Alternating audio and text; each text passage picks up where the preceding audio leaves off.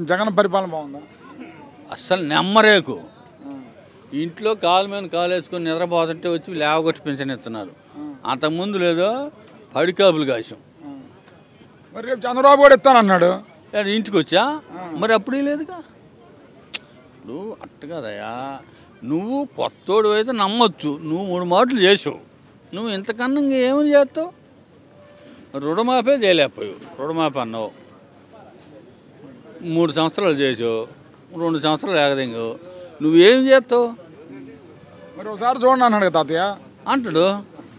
అరే ఇప్పుడు దొంగోడు కూడా నేను చేయలేదా ఒకసారి చూడండి అంటాడు. 3 సార్లు చూసాం. అసలు మేము కూడా ఎవరికి టీడీపీ మాకు సరిగ్గా చేయలే, చేయకనే మేము వైసీపీలోకి వచ్చాం. నీకు మామూలుగా ఇప్పుడు వైసీపీలో ఏమి నచ్చింది? అది ఏమి నచ్చి వచ్చారు అంత? నాకు పెన్షన్ వస్తుంది, మాకు మళ్ళీ రుణమాఫీ పడ్డది, మళ్ళీ మా ఆడవాళ్ళకి 18,000 అది పడుతుంది. మాకు సంవత్సరానికి మాకు 70-75 వేలు వస్తున్నాయి మాకు. అసలు మేము ఎటు పోతాం? ఫ్యామిలీ బాగా జరుగుబాటు అవుతుంది. అబ్బో బ్రహ్మాండంగా ఉంది మాకు. మళ్ళీ గెలుస్తాడు జగన్? అస్సలు తిరగలేదండి.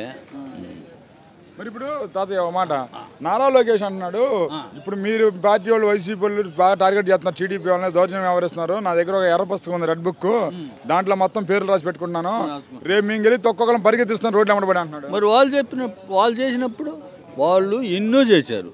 మా ఊళ్ళోనే ఎంత రేత్రికి వచ్చి ఇళ్ళమైన పడి కొట్టారు. ఇప్పుడు ఆడ ఏదో ఇళ్ళ అమ్మటోళ్ళకి ఏదో తగాదాలు ఉంటే సాధ్యంగా జరుగుతాయి, అంతేగాని ఈ పార్టీల మీద వచ్చి ఇవన్నీ బురద చల్లటమే, అంతేగాని ఎవరు కొడతారు ఏంటంటే అవసరం అయింది కొట్టడానికి. మరి అన్నాడు కదా తాతయ్య, అసలు రేపు మీ సంగతి చూస్తా అన్నాడు. ఇప్పుడు ఎర్రబొక్కు వేసుకొని కూర్చొని నువ్వు ఆడికి వెళ్తేగా. మరి ఈసారి గెలుస్తాడు మంగళగిరిలో ఏడా గెలవడు. Subscribe to Social TV Telugu for more videos. Hit the bell icon for faster updates.